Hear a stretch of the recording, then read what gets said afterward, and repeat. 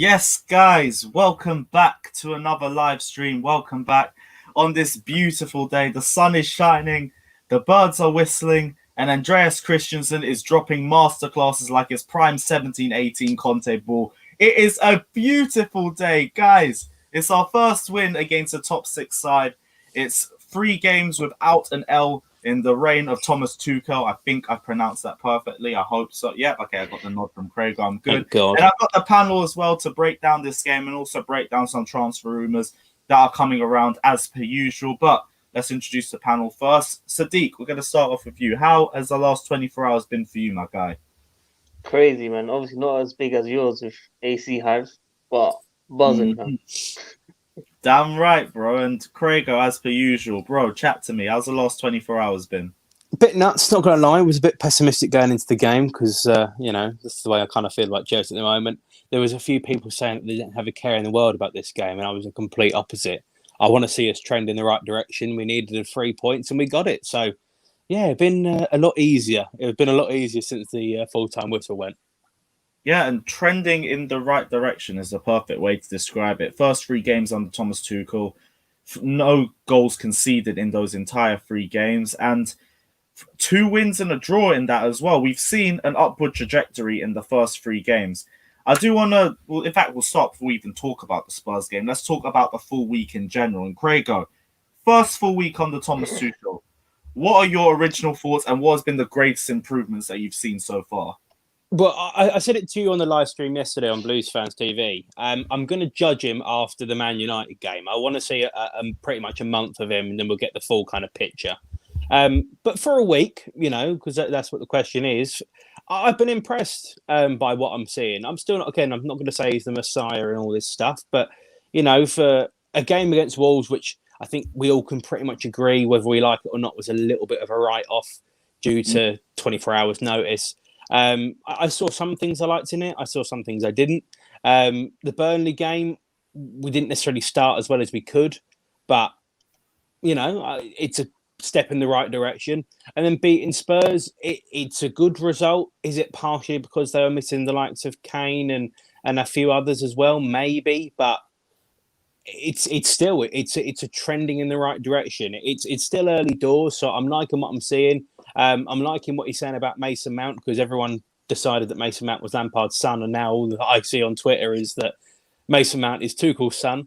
So I don't know. I'm liking that he's still including the youth players, and in different ways. Obviously, not from the start in certain occasions and whatever. But I'm liking what I'm seeing so far. But I'll make a full-on judgment after the Man United game.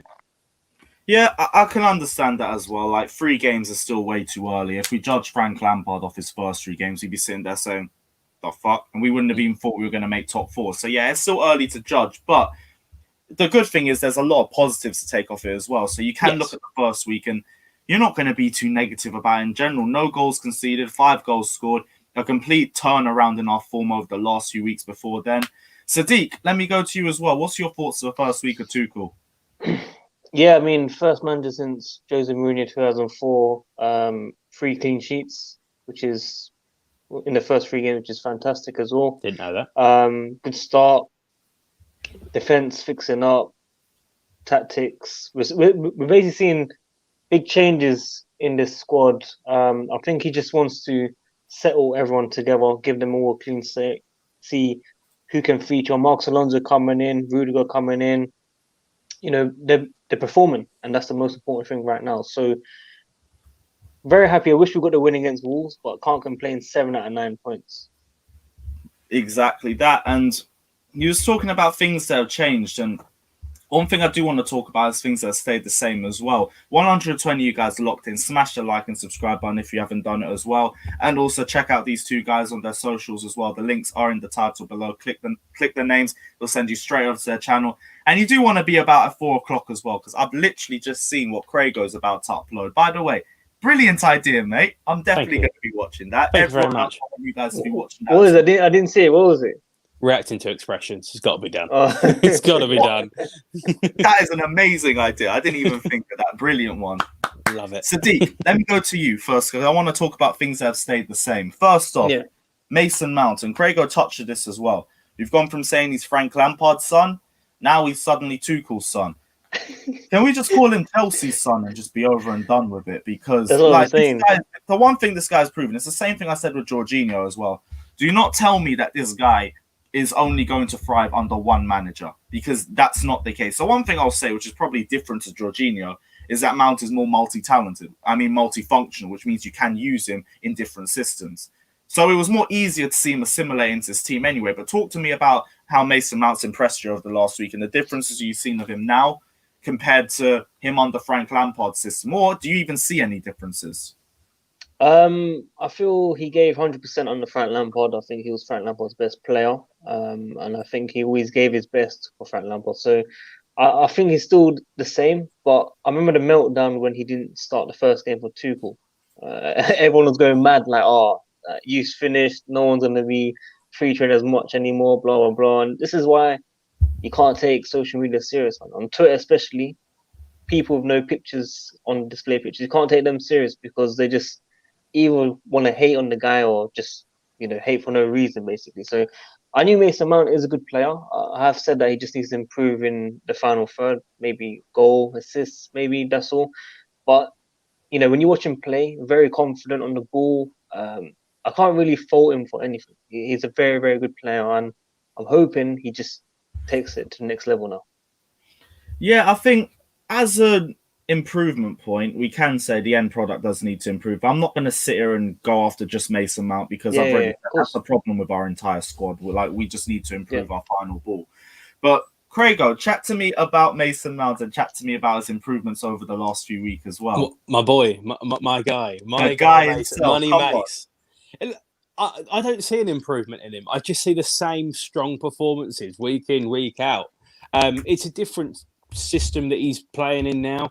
A lot of people were absolutely fuming when he used to play right wing and left wing under Frank Lampard when we had an injury crisis. But now he's playing further forward and he's still having that absolutely ginormous impact on the game. I think he had something like, off the top of my head, I think it was 79 touches against Spurs yesterday, and way over three quarters of them were in their half. That's positive. That's what we want to see. Of course, see the battle with Ndombele as well in that game. Mugged, absolutely mugged. Twice. It was beautiful, man. And go on. I'll continue. No, go on. No, I was just saying, the one thing I was worried about with that midfield was going to be the physicality of Spurs. Yeah, same thing as I worried about. Didn't even need to worry about that too much. I think Ndombele had his moments, and no one's going to say, "Oh, Ndombele's a dead player." We all know the quality that Ndombele possesses. Great player. But Mason Mount gave him a fight for 90 minutes, and he struggled in phases. Ndombele definitely couldn't handle him. Even in times when Ndombele was in control of the ball, Mount was always on him. This guy's energy is relentless. He doesn't stop. He is a pest. That is everything about him. He is a pest. But not only is he just getting away, Kante's a pest. He runs around and gets in the way of people and counter-attacks and brings the ball back and whatever. That's what he does. That's really cool. But Mason Mount also goes forward and he also has that creative element. He also has that creative spark. And a lot of people are saying, "Oh, well, Mason Mount only started under Frank and whatever." And now everyone's going, "Oh, well, we've now proved under Tuchel that, it's more than just one manager." Well, actually, Gareth Southgate loves him for England. Loves Mason Mount for England. And there's a lot of people singing his praises. But yet, it's only down to one person, apparently, Mason Mount's success, which is just nuts. It's ridiculous. Didn't score last night, didn't get an assist last night, still got man of the match. How easy is it to give someone like Jorginho man of the match because he put the penalty away? But Mason Mount just had an absolutely superb game last night. And I always look at him, and I've kind of not called out individual players, but I've said that certain players in the squad haven't necessarily been pulling their weight over the last month and a half. And I do think performances have dipped. I've never seen that in Mason Mount. Maybe the responsibility gets a little bit, gets the better of him on certain occasions, but he's 22, and he turned 22 recently. So you can't really expect a hell of a lot more. I think, I was too young to be able to see Frank Lampard at the age of 21. But if that's, I reckon if Lampard at the age of 21 was doing, can I count as 4? I'll be honest with you. I'll take that. I said Chelsea. We can all be Mason Mount's dad together. Yeah, let's do it. To big be up fair, Wayne as well. I've always got love for you, my guy. Always. He's playing particularly well. And if Lampard was doing what Mason Mount is doing at 21 years of age, I think he'd be well happy. There's a lot of competition in that forward attacking role for England with Maddison, Grealish and Foden and various others, young and upcoming and whatever. But Mason Mount, in any position I've seen him play, he may not be elite, but he's still done a very, very good job, and he's put in a shift at any position. And he just seems like the perfect player to want to be able to grow and nurture, which is why I personally, and I think many Chelsea fans, love him so much. He does really give a shit and just wants to play football regardless what position it's in. I think that's the thing with also, you know how we always like in terms of players to see continuous effort and like work rate. I'll be real. That's something that's really adored in English football, and that's probably why he's always been mainly loved by Chelsea fans as well. So I'm not trying to say that's a one-dimensional thing to why he's been enjoyed as well, but that's also why it's been so easy to get behind a player like Mason Mount, because you always see this guy working his arse off from the first minute to the last. Mm-hmm. And also as well, I mean, not a lot of people know, but I follow Vitesse. Mason Mount obviously over there. Didn't actually see him play at Vitesse, unfortunately, but I went the year after he was there, the year when he was at Derby. And everyone still, they found out we were English and people were just talking because they're friendly abroad rather than they are in the UK where everyone just sits there and it's miserable all the time. But we were talking to people in bars saying about Mason Mount and whatever and how I really like him. I think he's going to be a great player. And everyone said, oh, he's the best we've ever had. Oh, he's the best we've ever had. He's the best. And that, going abroad and going and taking on that different challenge, again, fights his way into the first team squad. So it's not only Lampard, Southgate, Tuchel. I don't actually know who the manager for Vitesse was at the time, but still, he's proved it to another person as well. The guy knows what he's doing. Just give him some respect. Give him some respect. And he's still so young. He could go and do absolutely bloody anything. Yeah, and my question is, like, I'm just trying to think, where is his final position? Because obviously this guy could probably play anywhere in the midfield. Bro, he played as a false nine last night for large chunks of the game. It was nuts. And you looked at the front three and went, why is Mason Mount basically challenging the centre half? And Werner was out left and Hudson-Odoi went out right. It was nuts. He can play anywhere. He can play anywhere. Yeah, literally, we've been talking about dropping him deeper a few weeks ago. We've been saying about how the formation under Frank Lampard gets the best out of him more than any other midfielder, and he's playing as an attacking 8. Like you said yesterday, you've seen periods where he's playing as a false 9. We've played him as a number 10 as well. Now I'm just thinking, where is this guy's best position? If we're really thinking that's going to be the joy, because over the next 2 or 3 years, we're really going to see one of these positions be grabbed by Mason Mount, and I'm going to stand by that. I'm going to say that with chest. We are going to see Mason Mount's position really cement itself in the next 2-3 years. And when he cements it at probably 24, 25 years of age, and then you've got 6-7 years of him playing right at the top level in that particular role, good luck. Just good luck whoever's playing against him. That's the thing as well. And that's where I really start to see the visions of like Frank Lampard in him, because it's the versatility that stands out for me. Frank Lampard could play anywhere in terms of he could play in the number 6 in a pivot, you could play as a number 10, you could play him as a number 8, and you'd always be able to get the best out of him as a player. You'd always be able to have an impact on the game. Yep. And hopefully all you can do is hope and pray for the same thing for Mason Mount, but we're seeing it, and we've got no reason to think otherwise. Let's move on to Kovacic. Let's talk about Kovacic, because these two, like we already said earlier, this was the big test for them, because I was worried about the strength of that Tottenham midfield. And I was thinking, these guys could get bodied in this game still. I was thinking physically they could really struggle in this match. They didn't even make it a factor. They just played around them the entire game that day, and Spurs were just chasing shadows for the most part in midfield. Sadiq, let me start with you. What are your thoughts on Kovacic today? Bit controversial. Obviously, they gave 9 out of 10 performance. I'm not going to take that away from them. But I still feel we need to see it against like the Cities, the Liverpools, where they're going to be pressed a lot more. I felt in the first half, Tottenham really let us play how we wanted to play. Yeah. Second half, they've done okay. So I'm not going to get too excited about these two together. I still feel there's a lot to be assessing for sure. But just to let you guys know, definitely 3 at the back does help them play together for sure. If we play 4 at the back, I'll be even more worried, and I'll be like, I think we're overthinking it. But 3 at the back, these two against bigger teams, maybe it could happen, but I need to see it against teams that press it. I want to see De Bruyne against these two. I want to see your Brunos. I want to see these players attacking and covering their tracks and stuff. And that's where we can make the full judgment. But yeah, 9 out of 10 performance at least yesterday. Kovacic could have got a goal. Should have got a goal. Should have got a goal. Fair enough. I'll say even Jorginho breaking the lines. It looked good. So positive performance, and that's the most important thing. Yeah, I did want to say that as well, because I do think getting the best out of Jorginho and Kovacic is based on the formation, because it thrived last season when we were more playing a back three in games. But when we were playing the 4-2-3-1 under Lampard, Jovic looked terrible together and they weren't creating anything. So do you think it's a case of the formation as well, Ian? And also, do you echo his words where you're happy with it, but you still want to see it against a different sort of side yet before you come to a final conclusion? Well, we created a massive overload in the centre of the pitch yesterday. Playing the three at the back, then allowing Dave to kind of slightly come up inside as well. He basically turned into another centre midfielder at times. Not all the time, but at certain times. Mason Mount, Hudson-Odoi both dropping back in deep as well. We just absolutely overloaded the centre of the park. Against a Tottenham team that I just really want to reiterate this, not at their best yesterday. Not at their best at all. And although it's lovely for us and we go, hey, look, London's blue and rivals and all that, it's still, if it was a different team, not Tottenham, and those players were playing, you'd still say that they were below par in their estimations. But no, I think I like what I'm seeing, but I still don't think it's perfect. And that's what I want. I'm like Sadiq. I want to see a test against a bigger team.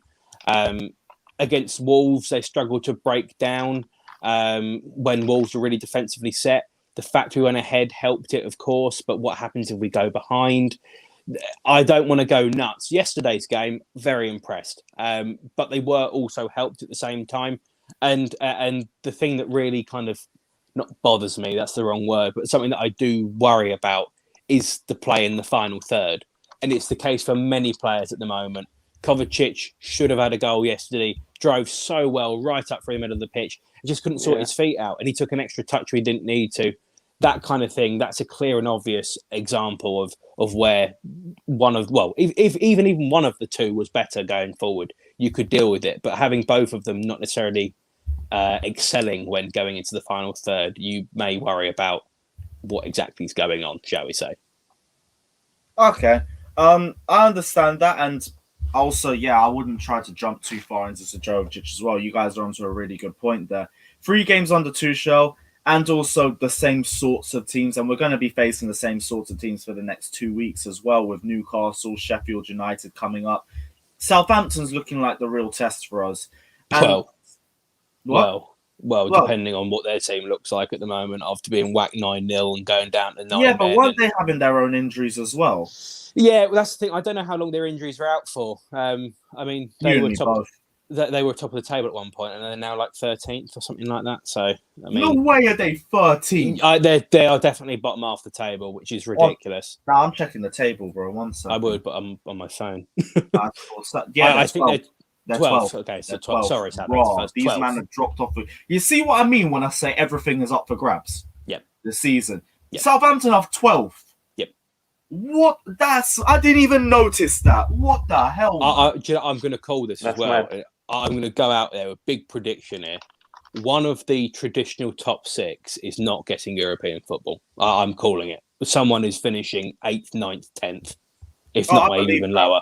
That's I don't know who it's going to be. I hope it's not us, but it's one of them lot in North London. Like we can just go out and say that now. It's not going to be Liverpool, not going to be City. Like United, I don't think are winning. Could be Liverpool. Could be Liverpool. Imagine if it was Liverpool. It won't be fucking funny as shit. Liverpool's run of games, like they got Man City and Leicester next. It don't look pretty for them, but Everton as well. I was going to say they got Everton after that, and all. They got Everton as well. They got Everton after that, so we could go ahead of them in the next couple of games. We could, but that's also in the space of 3 games. I'm saying anything can change in a matter of games, but they could also get players come back and turn things around in a matter of games too. Liverpool are too strong to drop out the top 7. I don't know, man. They look shaky, bro. I don't think they are. But again, 1 or 2 injuries, and they are a very different look team. I mean, you don't want to wish injuries on anyone, but that goalkeeper drops out. Different, just different. Any more injuries? I'd agree with you. But the team right now, I still think drop out the big top 7. as Premier League champion. Nah, I can't see that, But man. Like, deep it, this is though. We've crazy. done it. But deeper though, they brought in defenders. What if they don't do well? What if they don't settle in? You know, It we is have to be realistic, big bro. if, bro. They might Monster, drop, if you bro. want to Like, jump in as well, I'll send you the link. But yeah, it is a big if. I'm not. It is a big if. Do you really think it would be Liverpool though? I don't see No. it. I don't no, think not it's at the top. Yeah, let's But not put words you in never our know. mouths.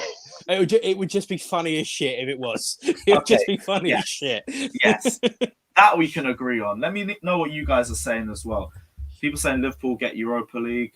Leicester City's a big option. I mean, they're known for bottling. Brendan Ooh. Rodgers. Yo, Lewis.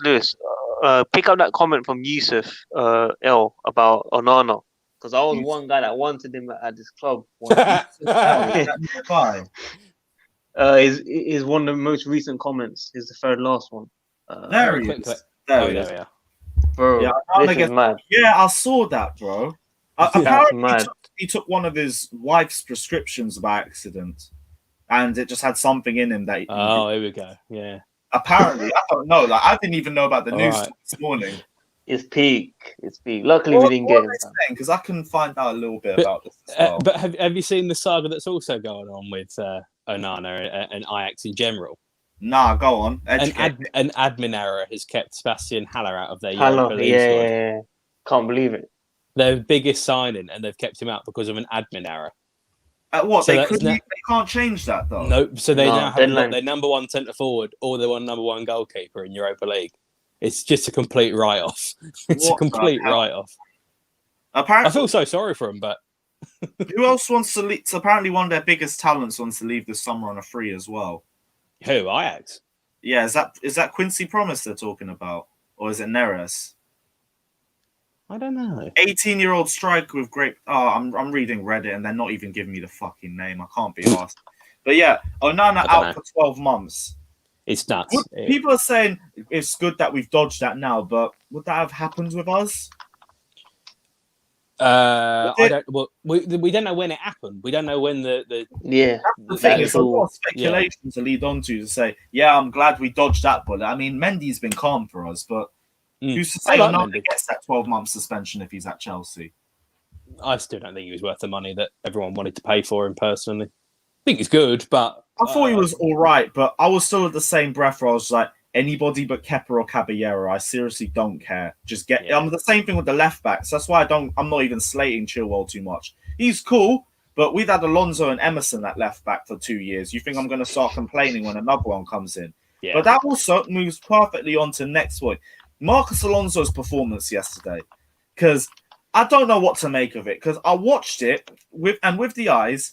I didn't really care too much. I thought he was all right, but it's another one where we played a lot on the right-hand side, minimal chances, and he didn't do much wrong, but there was also worry moments from Marcus Alonso that I saw during the game, especially just one point where he just took a random shot out of nowhere in the worst possible position, and we got countered on the left-hand side as well. But then I look at his stats. Most aerial duels won, most take-on, most clearances, most interceptions. And I'm sitting here, did I watch the right game? Because if I missed this, cool. If this is just, instead of ball recoveries, we're saying the Spurs player had a poor touch and Marcus Alonso just nipped onto down, we're counted as a ball recovery. Is it just something where we're overhyping the stats, or is Marcus Alonso having better performances than we're giving him credit for? I'll let you tell one today. Go on. Yeah, I mean, I'm not gonna say he's been world class and he's definitely the guy instead of Chilwell, but since coming in 4 months away from football, of course, I think he's done a very good job. Just like you got AC Hive, I might need to do MA Hive or something. I might need to create something myself. Alonso Hive, I can't believe it, but it exists. Wait, it exists? Bro, trust there's an Alonso Hive and it reeks, but it's there. Sorry, what does hive mean? Because I keep seeing you post it. I don't know what. I don't. Everything. Right. I thought it was. Just want to make sure I'm on the same wavelength. No, as it's everyone cool. else. It's cool. But yeah, literally just a group. I didn't even know what Hive was. I just jumped in on the trend as well. But yeah, it's not fake stats. What's your thoughts on Alonso though? Because I can't lie. I watched that game and I don't see the same performance that those stats are trying to say. This ain't even me trying to hate. I thought if he had a good performance, I'll call it out as a good performance. I said Burnley, he didn't play badly, he just was barely tested. This game was like, wait, what? You man are telling me you performed the man of the match game? I did not see that. Fam, 11 ball recoveries. You might as well call him Kante or something. I was a bit surprised with that one. I think in the first half, I think because Tottenham were that bad, he must have got most of his stats from the first half or something. Because second half, he played a lot better. I don't think it was an amazing performance on that level, but I think sometimes we have to look at the stats and think, where did it really come from? But I think most of these are in the first half, definitely. Can't be second half. I'm not sure because second half, it was just more for the last 20, 15 minutes, it was just more I was trying to see out the game. First off, I thought I just didn't see a lot from him in that match. Like, I'm trying to go through moments in the game with Marcos Alonso. Like, there was a couple times I saw him the ball on the left-hand side, and he unleashed a couple decent crosses in.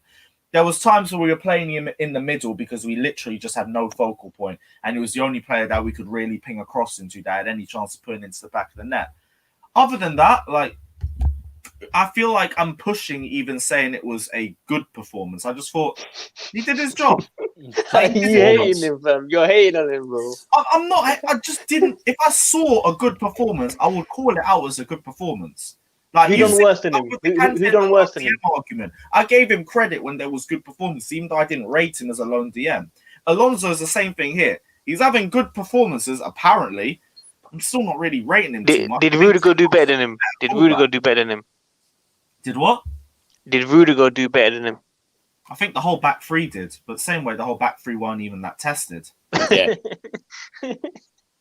Yeah, I do. I think Rudiger had a good performance. Christensen, Silva, Azpilicueta, all great performances through the back. Christensen came in and it was seamless. Not going to sit here and say he banged out. He was the man of the match, but it was a seamless transition. I didn't see protected. Exactly. Yeah, but that's what the back three does. Exactly. That's not his fault. Yeah, it was just. That's how the system. That's how the system's set up, and that's how you get the best out of the three. It's good. And that's why you've seen the best out of Andreas Christensen too. But same way, do you see Alonso as the long-term left wing back for us in the next few games, or do you see it being Ben Chilwell? Because I understand on a form basis, it is Marcos Alonso, and I understand that. On ability, though, I still don't know if I'm calling Alonso over Ben Chilwell just yet. Chilwell's a better player, man, for sure.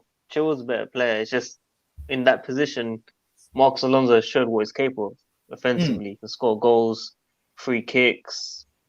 You know, he's in the box. He can play. You know, if a cross comes in, he'll be there. Like we saw against Arsenal when he bullied Bellerin, I think it was. So, yeah, I mean, he's done it. He's got experience. But Chilwell's obviously the better player. If we go back to the back four, Tuchel might change it during the season. We don't know yet. It's only been 3 games. He's known for changing formation, so we have to look at it week by week. I'm hoping Chilwell comes back stronger because his interview in December about top of our game, confidence high, and then it fell off. I need to see that come back for sure, especially when we spent all that money. I don't know where Lewis went. I don't know. But yeah, I'm sure you agree, Craig, man. You take over. Yeah, no, I still think one of the things that Marcos Alonso gives us over Ben Chilwell is height, which sounds really simplistic, but we haven't got a lot of it, honestly. It's an area that we lack in. So to have him and be able to whip the ball into the back post and Alonso get up there and edit in and whatever, or try and edit in, it gives you a different element. It gives you a different thing to aim at. Long term, I mean, we've spent 40 million quid on Ben Chilwell. Long term, he will be coming into the team at some point. But in terms of going forward and in terms of as a wing back, we haven't necessarily seen the best side of Ben Chilwell. And bearing in mind that was his massive upside, was his attacking ability. We haven't seen it. We've seen 2 games, and we've seen more of it from Marcos Alonso than I have in Chilwell in the last 2 months, kind of thing. So, I think at the moment, I'll be honest, I'm not his biggest fan, Alonso. I still do think he's slow, and he did get caught out on 1 or 2 occasions yesterday. Same thing with Dave. I love him a lot, but that's Alex, isn't it? Yeah. Don't make me start Jeremy agenda, man. Come on. Oh my god. But Dave as well. He got caught out a few times pace wise. He was really good last night, I thought, Dave. I'd argue that he was one of the man of the matches. But again, still the pace thing. You don't want it to happen with every single player, because Chelsea first half of the year when we won the league in 2014 compared to Chelsea second half of the year in 2014-15 was very different. And that's because John Terry's legs started to disappear, unfortunately. Mm. So I don't know. I just don't want it. I don't want us to get outdone by it, if you know what I mean. So for now, while it works, great, but you've got to make the transition at some point. That's the thing for me. Like, I'm cool with form, and I understand why he's starting, but there are obvious deficiencies in this guy's game, and it is only a matter of time before somebody exposes it. There's too many deficiencies in this guy's game. He's a fullback who can't run, who can't cover ground, and is awful on the turn. Yeah. That's a fact. 5 years. There's only a matter of time before you turn that. You can cover it all you want, which is why he's good as a left wing back. But I've already said he's good as a left wing back because the responsibility is minimal. You just have to cover. You just have to offer support. That is it. If that works for him, cool. We can do that sparingly, but not game in and game out, because it will get exposed sooner or later. Ben Chilwell, right now I understand he's not playing. He's not in good form. He hasn't been in good form for the last month and a half. I can't justify him playing. I've already said, like, even going back to the Kante loan DM argument, I was saying, play Jorginho against the teams that press you because he's better under the press. I stopped saying that because his form wasn't good enough for me to keep justifying his position in the team, because he wasn't in good enough form. So it made more sense to go with N'Golo Kante. Doesn't mean that was the right decision on ability, but it makes more sense. Yes. Same thing goes with the left wing argument with Ben Chilwell and Alonso. And perfect timing as well. Speak of pray for the rivals. Monster, what are you saying, man? Chat to me about the Marcus Alonso debate. I've said this a million times, and I'll say it again. If we got to play a back three, it's got to be Marcus Alonso. If we got to play a back four, then it's got to be Ben Chilwell, isn't it? It just Ben Chilwell does not have the capability when it comes to like attacking. He doesn't bring the same thing Alonso does when you're playing a back three when you're further forward, isn't it? But obviously, we know Marcus Alonso defending doesn't have the capability, the ability in general that Ben Chilwell has in it. So you have to stick with Alonso if you're sticking with a back three. But at some point, I do feel Chilwell's Tuchel's going to go to a back four, and probably you're going to see a lot more of Ben Chilwell. Do you think it's more the case that you play Marcus Alonso now based off form, or do you think based on ability, Alonso is just straight up a better left wing back? If it's a wing, it's just to me, it always depended on what you're playing, the system you're playing. It's not about who's better or who's not. Certain players just suit a certain system better than others. And when you're whatever, depending on what system you're playing, you choose the best player who suits that system. That's how it should always be if you want to get the best out of your players. Okay, wait. So is it on ability then, or is it just based off the system itself? It should be based off the system. If we're playing a back three, just go with Alonso straight up. Don't even think twice. If you're going with a back four, you go with Ben Chilwell. Don't even think twice. Simple as that.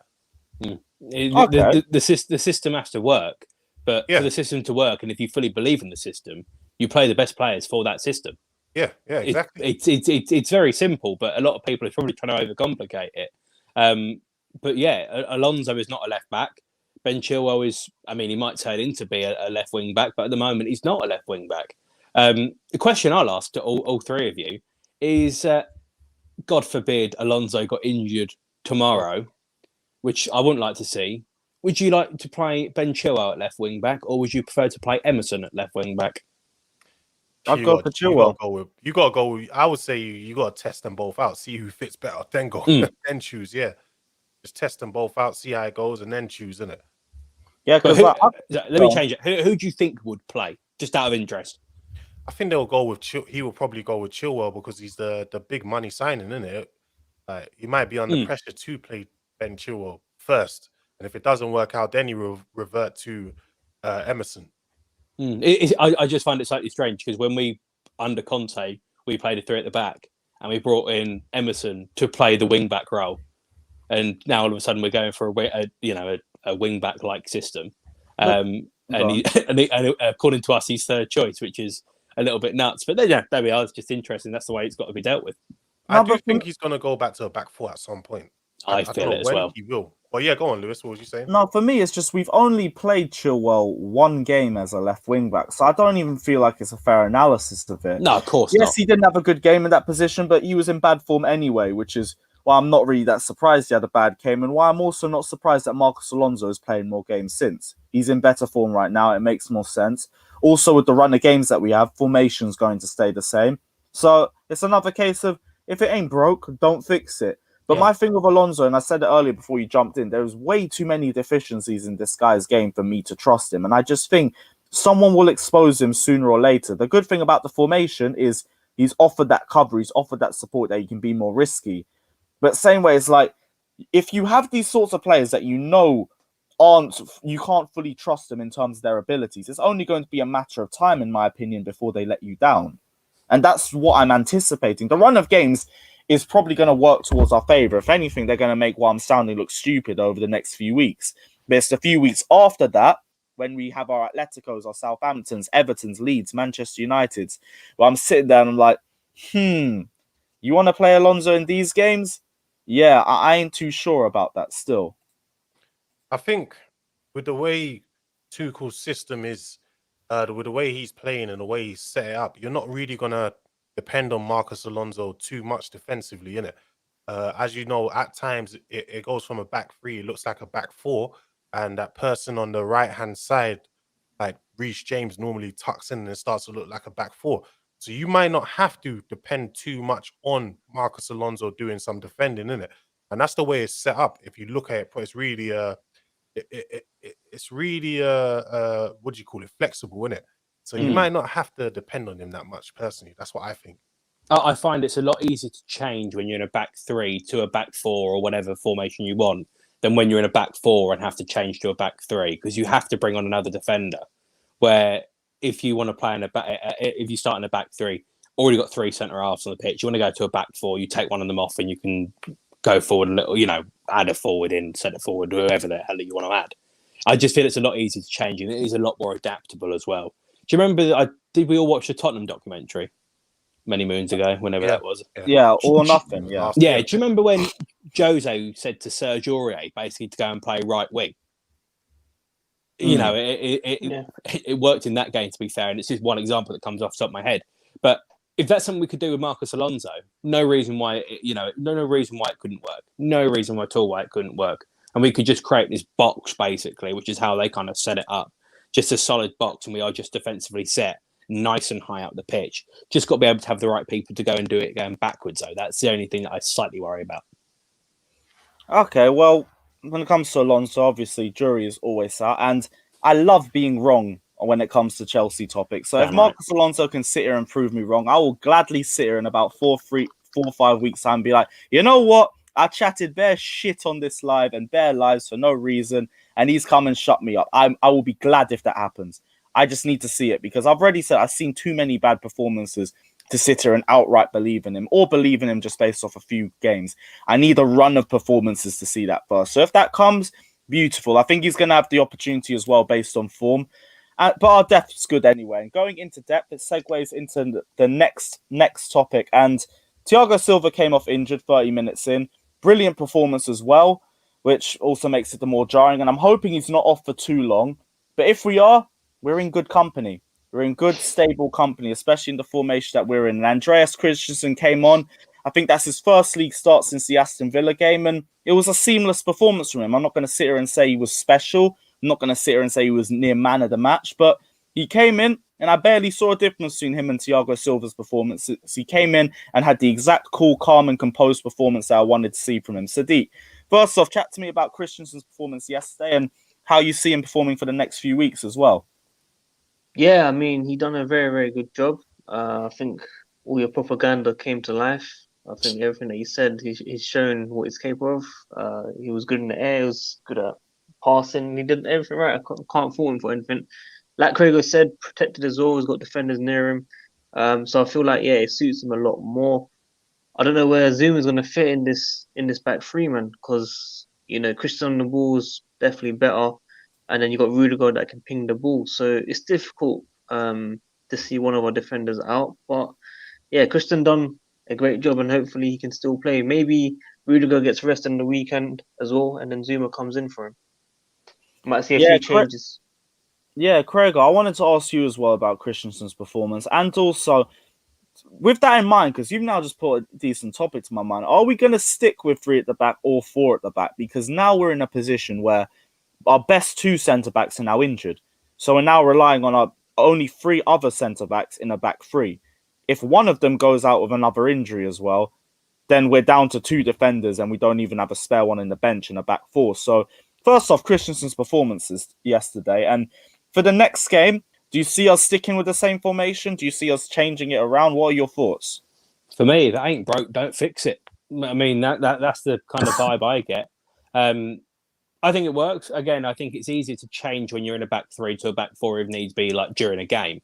So yeah, I think we go with the same thing. I'm interested to know whether we will play Zouma if he is fit for the Sheffield game, because I know we had a little knock, but was it just a knock then? It wasn't anything serious. I heard it was a knock, but I may be wrong in that, but I heard it was a knock. So yeah, maybe it's maybe we'll play Zouma, maybe we'll play Christensen. I'm not too sure. But Christian's performance yesterday, I mean, Thiago Silva, I mean, the block that he made the interception that he made, which eventually, I think it was his hamstring that went, or whatever it was that went. Superb, and I don't know if I'd have seen the same thing from Christensen in that respect. But also as well, you know, I do have to be real. He wasn't really tested a lot. The back 3 weren't tested at all, really. And also the other thing as well, when they came forward at the end, who did it fall to? Vinicius chance that they headed wide. Yeah. Maybe Thiago Silva delegates that back line a little bit better. Was Christensen the one on the 50-50 with him? I don't know, but I think it was Azpi that went up against him. Yeah, I was going to say everything I said nearly went right into the mud, but go on. But maybe you could have maybe it would have looked a little bit different had Thiago Silva have been there. You don't know, of course, but if Zouma was in the middle, I think that's probably getting flicked on before it even gets to Vinicius. So I don't know. I'm not too sure. I thought it was all right yesterday. Again, just a solid performance as kind of you'd expect and hope for. Not a world beater, but didn't have to be. So yeah, it's just middle of the road for me. I think it was good without being exceptional, which is what we needed. Yeah, and none of this is ever to say that he's better than Thiago Silva or Kurt Zouma. I think if either of them fit, they have to walk into the lineup. I've been saying anyway, Kurt Zouma has to start because it's been no surprise that since Kurt Zouma's left, our aerial ability, both defending and attacking set pieces, has gone out the window. So if Kurt Zouma is back, I don't care which one of the back 3 he has to replace. If it's Christensen, if it's Rudiger, it won't be Azpi. It'll probably be one of them 2. But he has to get into the lineup and quick.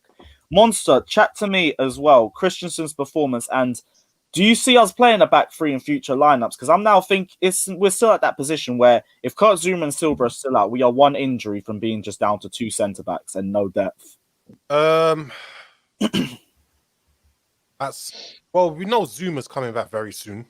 But how soon? Because I haven't heard enough about it. I don't know how soon. I think they said it was a light knock, so it wasn't nothing serious. So I reckon probably by the next game he might be back. Christensen, I mean, like Craigo said, he was barely tested in that game. Like, if we're being honest, I don't know. It's just something about Christensen. It's more of a lapse. He always has these, just not many lapses in concentration, but he might have a little tiny lapse in concentration. And it always leads to a goal. Like, he's just moments, just small moments, just tiny moments. Christensen, he has that kind of bad luck that with other players, it might not lead to a goal. You saw when Zouma against Tottenham last minute, he passed the ball away. Luckily, it didn't end up in a goal. And he's had many of those. That's the only thing with moments, though. Like, it all depends on the moment. Like I've said, Kurt Zouma's had an but with Christensen, it always leads to a goal. But here's the thing: let's say Lo Celso does find Kane, or he does find the right ball with that, and it goes in, and we lose to Spurs. Guarantee Zouma still has these amazing performances week in and week out, but it always comes with a question mark because of the moment. But it's not true. That's the thing. It goes 50-50. But with Christensen just doesn't have that luck. He just doesn't. I could say the same for Rudiger though too. Rudiger, this season, Rudiger's looked a lot more solid. In the back 3, I'd agree. In the back 2, I think both No, of but them even in the solid back in times. even in the back two this season, he hasn't really done anything wrong. Listen, I'm one of the people that said sell this guy. Like after last season, especially after that West Ham game, I was like, get this guy the I hell out of think my club. Rudiger's had a solid season too, but with Christensen as well, I think the only mistake that he's had is the Liverpool red card. And other than that, I No. don't There was think others. He was out of position for the. Guys, it's the manager, man. Frank Lampard, isn't it? Like he just didn't get the best out of the players, isn't it? Look, I know It's the not. ones You you're going to can't say. blame The them. You Southampton can't goal blame with the Kai manager Havertz for. and Zouma as well. You can't blame the manager for players being so stupid, innit? Like in I'm the trying to be. I'm Southampton trying to be game, neutral, man. I'm you trying to were be neutral. I'm trying to bring everyone Lewis. together, bro. Lewis, in the Southampton game, you're right in the sense that yes, Havertz lost the ball in the midfield, and that is down to the manager because he shouldn't be that deep anyway. Yes, but at the same time, Danny Ings managed to get in that space because Christensen was way out of position, and he found Both that him and space in there. Zouma, in my opinion, were way out of position.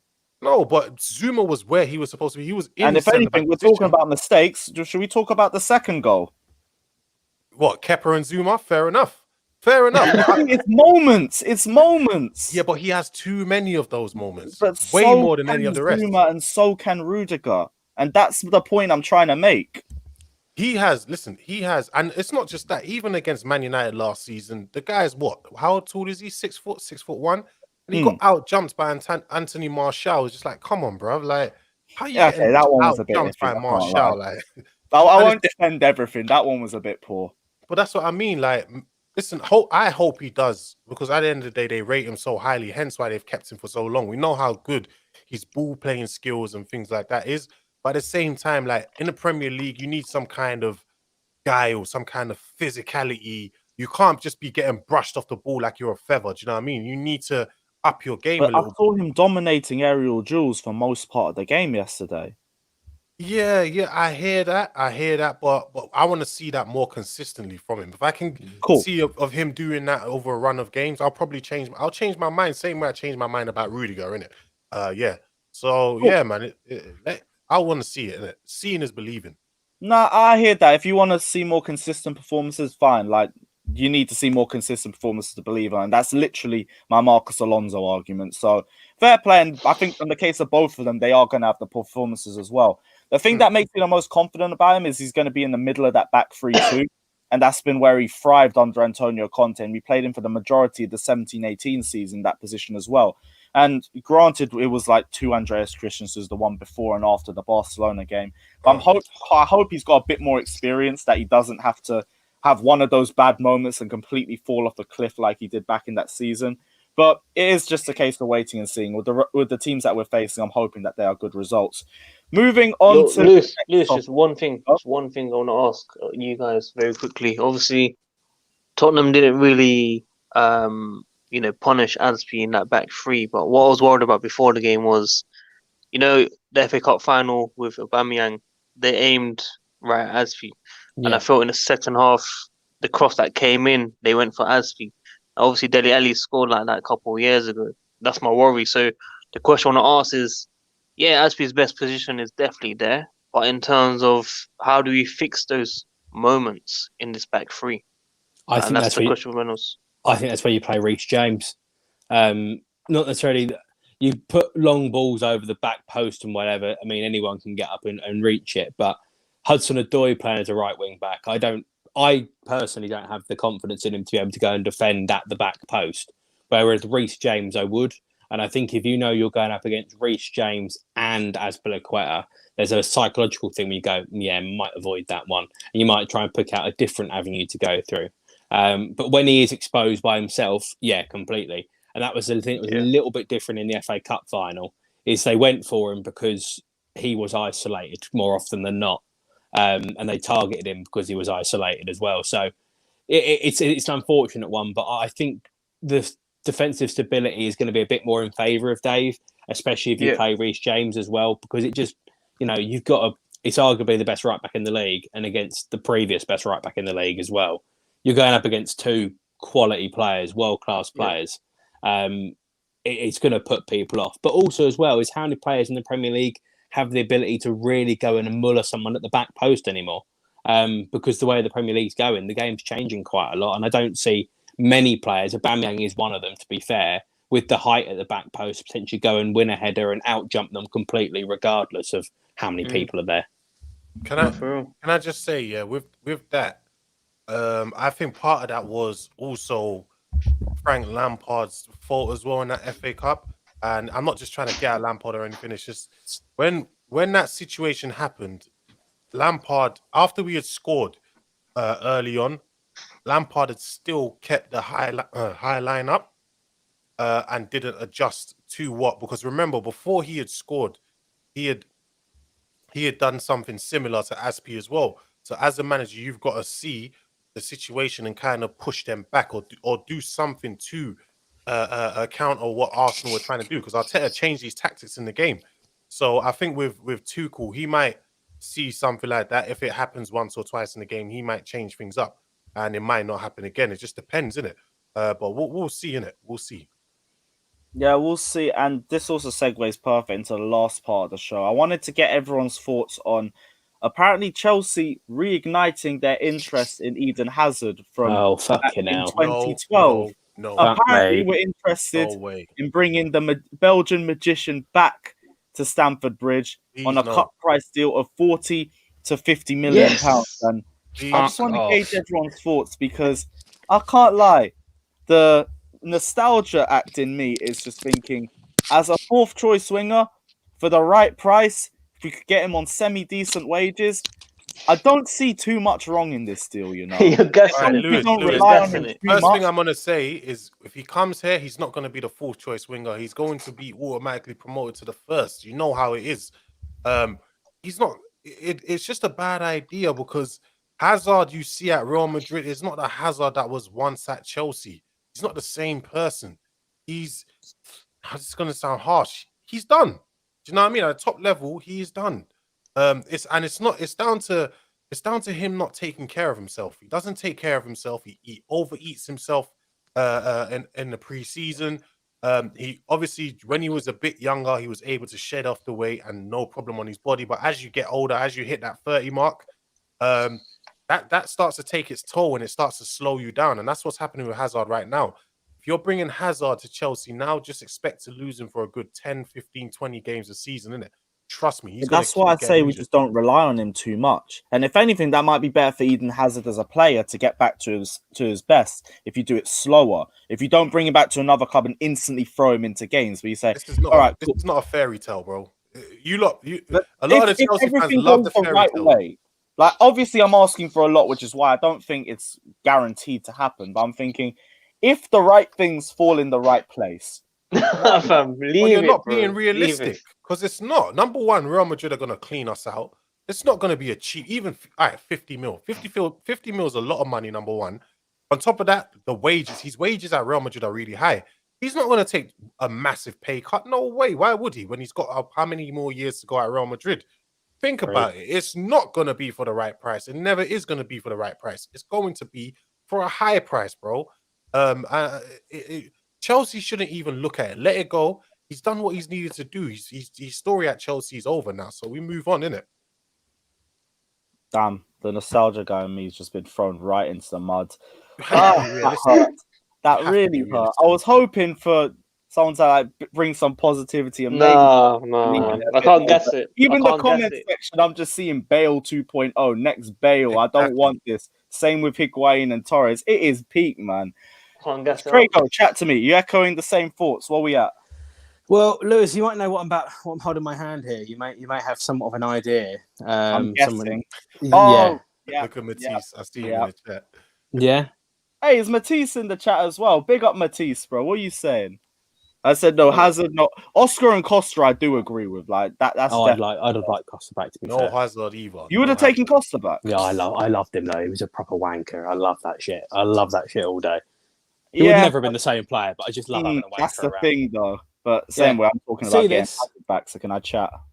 See this? Yeah, Have you beautiful. seen Well, it? not a beautiful game, but Oh, it wasn't a beautiful game. Hazard's match 4 in Shirt Cup final, covered in fucking paint. He'd have been kicked up in the fucking air, left, right, and centre. And that's against Man City, who aren't necessarily used to doing it. If he were to come back to the Premier League, genuinely, if he were to come back to the Premier League, he would get kicked left, right, and centre. It don't matter if it's once or twice. It still would waste 40 million quid.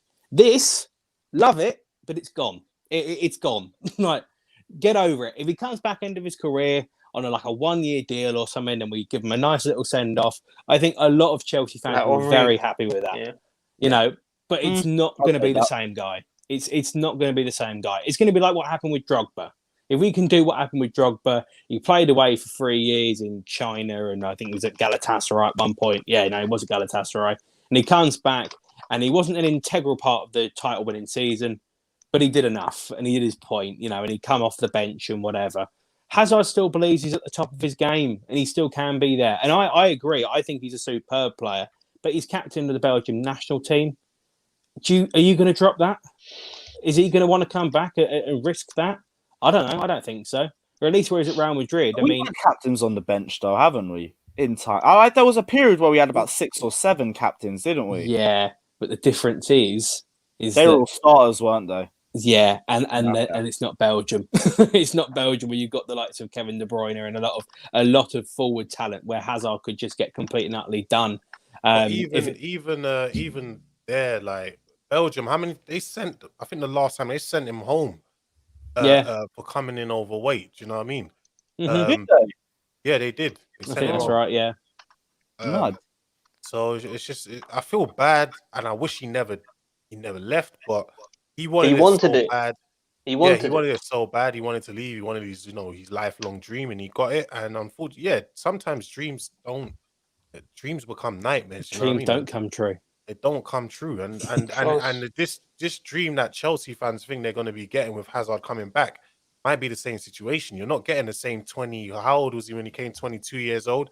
Yeah. You're not really getting that same Hazard, man. You're not. You have to be honest, man. 40 million quid is what we paid from the first time. Is more than what we paid from the first time round. And I know obviously the game's a little bit. Oh, yeah, I didn't even deep that. Yeah, I know the game's a little bit different now. Football inflation as well, we'll take that into account. But I mean, if it was any other 30, 31-year-old, whatever age he will be when he comes back, if it was a 30-year-old player with a history of a recent history of injury problems for 40 million quid, you wouldn't touch him. So disconnect the fact that it is Eden Hazard. I love him. But it's not the right thing to do. It's actually quite frankly stupid if you were to do it, to be honest. Oh, mate. Sorry, all lads, I wanted was my dreams to come back to reality, and the pair of you have absolutely muddled it. Hey, Sadiq, just add to this, because at this point we all know where our mindset is at, but Hazard's already kind of foretold this, and so is Jose Mourinho as well. They both said Eden Hazard doesn't really have a lot of time in the footballing game because the amount of times he's been fouled. Jose said in 2015, don't see him playing past the age of 32, 33. Eden Hazard said it numerous times as well because the amount of fouls he's collected. What about you? What's your thoughts? I mean, if you can get a year without any injuries, you might have a small chance, but very unlikely, man. He was never injured at Chelsea, if you think about it. So maybe the way Madrid are training up there is just crazy. I've seen some of the videos. I was going to say, really you see bad. the leg press one? Yeah, that one with madness. Up and down on the leg press. Are you Madness. crazy?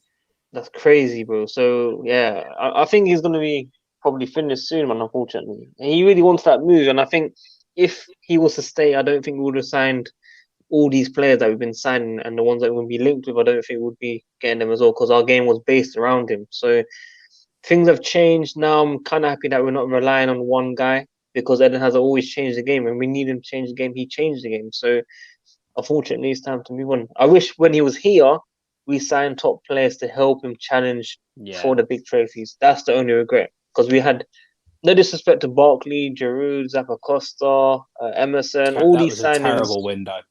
We was outside Chelsea Stadium for hours. 100% Chelsea back in the days. I 100% chill. But yeah, like memories, man. Bad transfer windows.